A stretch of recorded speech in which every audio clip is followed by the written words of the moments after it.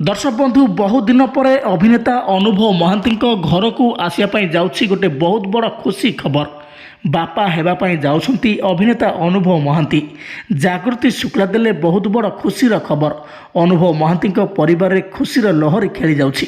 अभिनेता अनुभव महांती एवं जागृति शुक्ला एवं हस्पिटाल जाइथिबार नजर आछंती।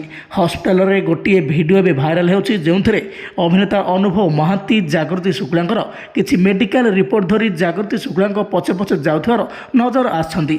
ए भिडियोटी एवं सोशल मीडिया रे भाइराल हेबा परे स्पष्ट होइछि जे अभिनेता अनुभव महांती एवं बापा हेबा पई जाउछंती। आ जागृति शुक्ला देइछंती तांकु एही बड़ खुशी खबर। एमिति एक समय रे अभिनेता अनुभव महांती फैंस माने आज बहुत खुशी थिबा बेले आज अनुभव महांती मध्य बहुत खुशी अछंती। आ तांको घरे खुशीर लहरी खेली जाइछि।